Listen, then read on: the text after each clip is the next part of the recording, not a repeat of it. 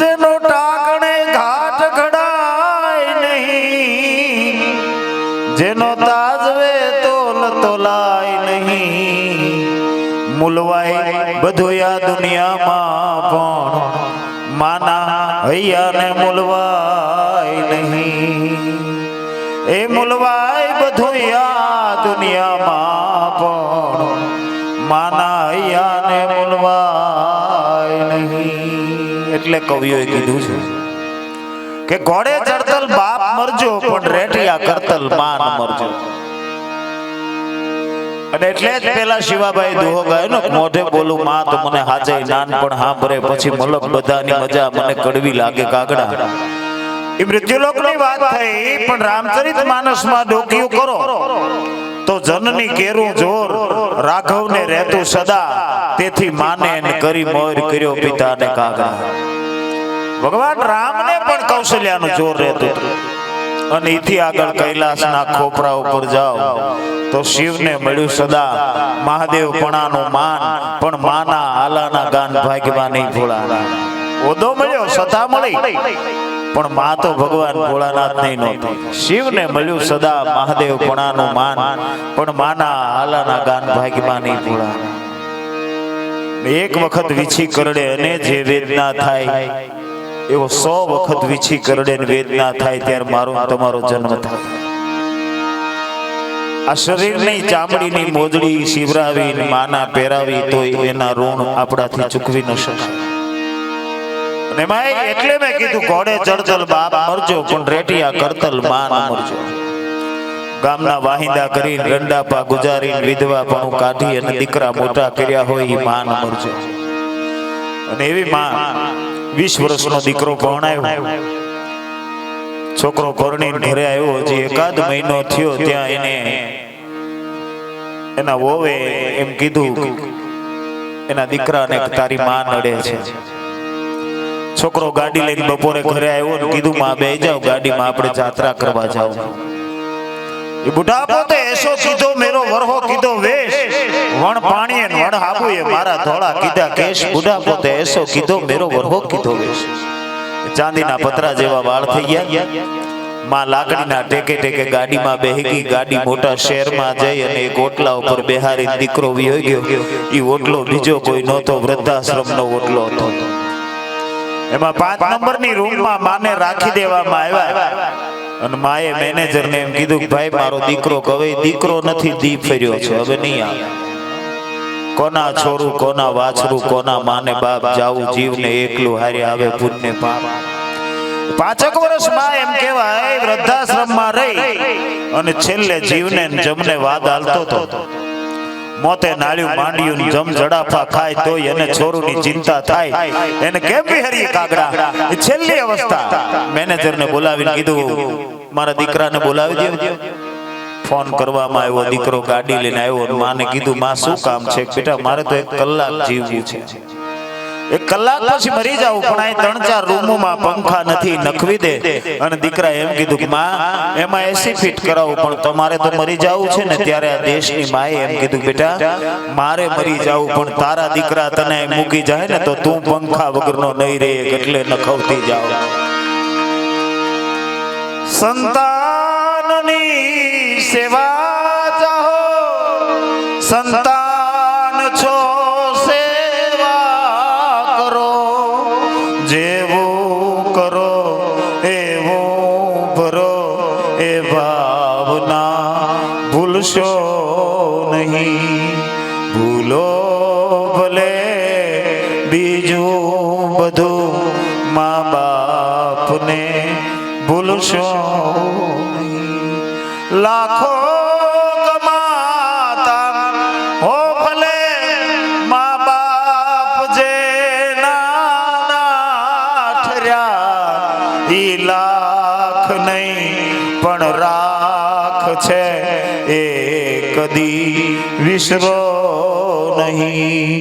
ભૂલો ભલે બીજું બધું, મા બાપને ભૂલશો નહીં. એટલે મોઢે બોલું માં તો મને હાચે નાનપણ હાંભરે, મલક બધાની મજા મને કડવી લાગે કાકા. ઉમરાવાળીને થીગડા માર્યા હોય ને તો ડુંગરાવાળી પાસે કાંઈ કામ નથી. 52 ગજનો ધજાગરો લઈને કોઈ ચોટી લે જાહો ઉમરાવાળીને તમે ખારો હાડલો અપાવી દો એટલે ચામુંડાનું સપનું આવી જાય કે તારી ચૂંદડી પોઈક થઈ. માય માં બીજા વગડાના ભાગ. અને એટલે દીકરીઓ માટે તો માં એમ કહેવાય કે છોકરીઓ છે એ તો દીકરીઓ છે એ તો વાલનો દરિયો છે. કોઈ દીકરી એના બાપને એમ કીધું કે તમે ભાઈ જ્યારે એક્ટિવાની ચાવી માંગે ત્યારે આપી દો. ભાઈને જ્યારે જવું હોય ત્યારે છૂટ હોય. અને મારે ક્યાંય બહાર જવું હોય તમે એમ કહો કે તાર ફોઈ આરે જાજે, તાર ભાભી આરે જાજે, તાર કાકી આરે જાજે, મારે ક્યાંય જવાનું નહીં. અને ત્યારે બાપે એમ કીધું બેટા 4 વ્હીલ ગાડીમાં બેહી જાય. એનો બાપ છે એ દીકરીને એક ઝવેરીની દુકાને લઈ ગયો અને ઝવેરીને એમ કીધું કે તિજોરીમાંથી હીરો કાઢો. એમ કહેવાય કે કબાટનું એક બાર બીજું બાર અને તિજોરીમાંથી હીરો કાઢી અને એના બાપને કીધું કે આ કરોડો રૂપિયાનો હીરો છે મૂકી દો પાછો તિજોરીમાં. દીકરી પાછી ગાડીમાં બેહી ગઈ. વચ્ચે કન્સ્ટ્રક્શનનું કામ આવતું હતું. એમાં 6 આની 8 આની ફરિયા પડ્યા હતા. એના બાપે એમ કીધું બેટા આને તિજોરીમાં ન મૂકવાના હોય પણ તને તો તિજોરીમાં જ મૂકવાની હોય ને એટલે તને એક્ટિવાની ચાવી નથી. દીકરીઓ હંમેશા નાનો એવો એ નાની હોય અને એને રોટલો ઘડવો હોય એટલે એની માને એમ કે મને જરાક લોટ દે ને મારો રોટલો ઘડવો છે. અને એની માં ખીજાય કે ના તને આવડે નહીં, તું ખોટો મારો ટાઈમ બગાડે છે. અને એ દીકરી એનો બાપ એમ કે દે ને એને લોટનો જરાક ગળ્યો ભલે ને રોટલો ઘડે. અને એ નાનો એવો રોટલો કરતી હોય ને આખું ઘર એ રોટલાના વખાણ ન કરે પણ એનો બાપ છે એ રોટલાના વખાણ કરે કે મારી દીકરીએ બહુ સારો રોટલો બનાવ્યો. અને એના માટે એક જ ઘડી પછી અમારે કાજલબેનને સાંભળવા, જીકરભાઈને સાંભળવા. મારું તો આંગણું છે, મારે બળુભાઈ તળાજા એમના હિસાબે એમ શિવાભાઈ પૂજ્ય બાપુ બધા લાગણીના દોરે આજે કોઈ કલાકાર થઈ નહીં પણ દીકરી માટે હજી યાદ છે મને ઈ ફળિયાનો ઓટલો ગરગો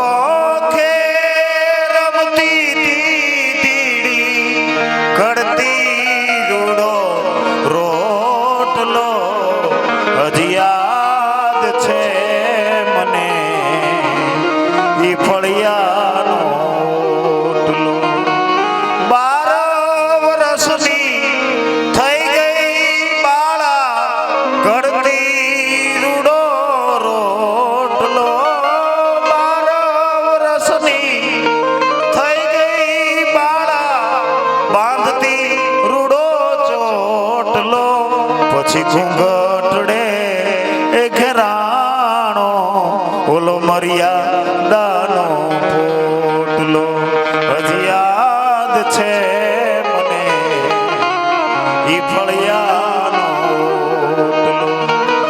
બારે મળ્યો છું બાપુ મારો ટક બે ટકનો રોટલો.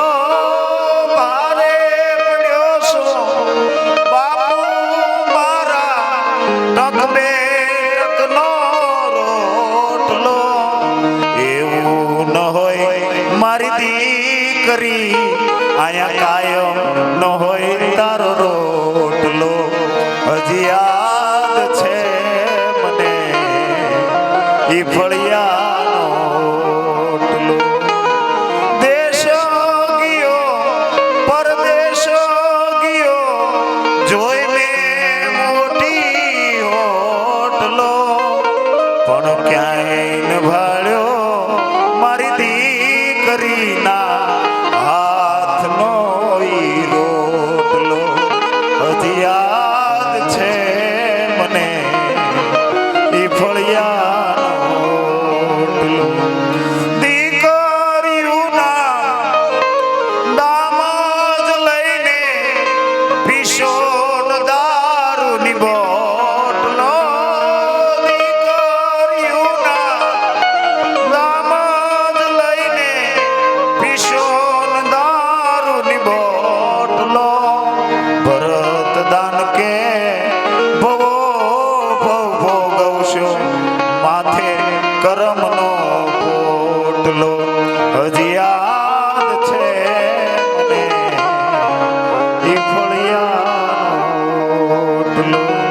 હજી યાદ છે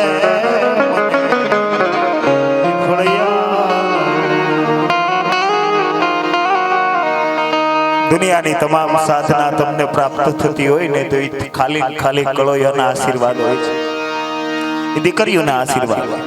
મા બાપના ઋણ ક્યારેય ન ચૂકવી શકાય. એક દીકરાએ તો એની માને એમ કીધું કે માં, મારો જન્મ થયો અને આજ હું 40 વર્ષનો થયો, તારા કેટલા પૈસા થાય? દુનિયાના પૈસા તારા થતા હોય તો માં મારે તને ચૂકવી દેવા છે, બોલ કેટલા પૈસા થાય? અને એની માએ એમ કીધું, બેટા પૈસા નથી જોતા, પણ હું જે રૂમમાં સૂઉં છું ને એ ત્યાં મારી સાથે એક રાત મારી બાજુમાં તારો ખાટલો નાખીને તારે હુવાનું છે. દીકરો ઓરડામાં આવ્યો, બાજુમાં ગાડલું નાખવામાં આવ્યું. 12:30 માં ઊભી થઈને એમ કીધું, બેટા પાણી પીવું છે? છોકરો પાણી લઈ આવ્યો, એક જ ઘૂંટડો પીને ગાડલામાં પાણી નાખી દીધું, અડધું ગાડલું પલ્લી ગયું. વળી 2:30 વાગે પાછી માં ઊભી થઈને, બેટા પાણી પીવું છે? વળી દીકરો પાણીનો કળશો ભરી આવ્યો, એક જ ઘૂંટડો પીને પાછું ગાડલામાં પાણી ઢોળી નાખ્યું, પોણું ગાડલું પલ્લી ગયું. 4:30 માં ઊભી થઈ એટલે દીકરો જરા ગરમ થઈ ગયો, માં પીતી નથી ને ગાડલામાં ઢોળી નાખે, મારે આમાં હું કેમ? અને ત્યારે આ દેશની માએ એમ કીધું, બેટા તમે જે પાણી લાવ્યા ને તો બિસ્લરીનું આંડાનું પાણી છે, પણ તમે જે પાણી 3 વર્ષ સુધી કાઢતા હતા ને એ તો બહુ દુર્ગંધ વાળું પાણી કાઢતા, અને ભીનામાં હોય મેં તમને કોરામાં હુરાવ્યા હતા. દીકરો ભગમાં પડી ગયો, કારે તારો રૂપ ચૂકવી ન શકે. તમારા લેખના મેઘને 3 જ વસ્તુ બદલી નાખે, કાં તમારી કટર સાધના, કાં તમારા ગુરુના આશીર્વાદ, અને કાં તમારા મા બાપના આશીર્વાદ તમારા લેખના મેઘને બદલી નાખે. બાકી તો જન્મમાં એમ જ જવાનું, અહીંયા કાયમ નથી રહેવાનું. ઠાલા ઠૂઠ થઈ સિદ્ધને ફરો છો, જન્મમાં એમ જ જવાનું, અહીંયા કાયમ નથી રહેવાનું. માનવતાનું મોટું માતમ ખવડાવીને ખાવાનું, હળી મળીને હસતા રહેવું, જન્મમાં એમ જ જવાનું, અહીંયા કાયમ નથી રહેવાનું. ઉઘાડો હોય એનો ઓઢાડજો, એક દી ઉઘાડા ખાવાનો, ખાપણે તારું ખેંચી લેશે, જન્મમાં એમ જ જવાનું, અહીંયા કાયમ નથી રહેવાનું. માટે ઉત્તમ ભાવે આનંદ માણો, પાછળ છે પસ્તાવાનું. આ બચકા તારા બાંધ્યા રહે, જન્મમાં એમ જ જવાનું, અહીંયા કાયમ નથી રહેવાનું. બાના આપણા ઉપર આશીર્વાદ રહે. ફરી વાર જીકરભાઈ ને સાંભળવા, પછી પાછા કાજલબેન ને સાંભળવા. આ બધા બેસજો, વચ્ચે નાસ્તો આવે ને આપણે પાછા બ્રેક મારી દે, કારણ કે બાના આશીર્વાદ બધું જમવું તો છે તે એમ. હમણાં ડોક્ટર સાહેબ કીધું જમાય છે, દર્દી કે 3-4 જમાય છે, કે એમ નહીં ખવાય છે એમ કહું.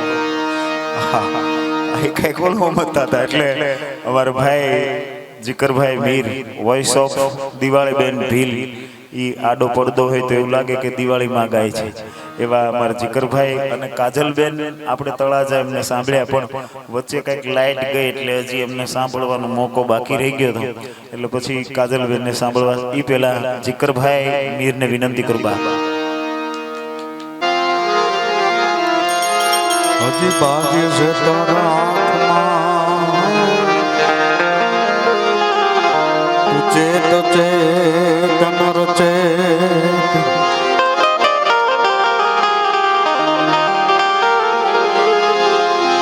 મન વો જાણે કે મેં કરું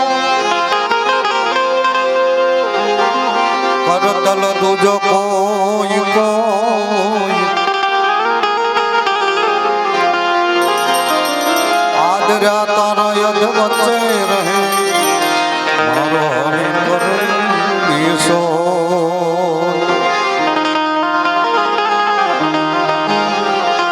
આદરા તારા યદ વચ્ચે રહે, મારો હરે ઈસો. 84 લાખ ની માંથી બહુ મોંઘો અવતાર એવો મનુષ્ય અવતાર મળે છે, ત્યારે દાસ ધીરો શું કે છે? અરે કઠણ ચોટ છે એક કાળની રે મરણ મોટેરો માં, આમાં તો કઈક રાણા ને કઈક રાજ્યા, એમેલી હાલ્યા રે ઘર બાર છોડે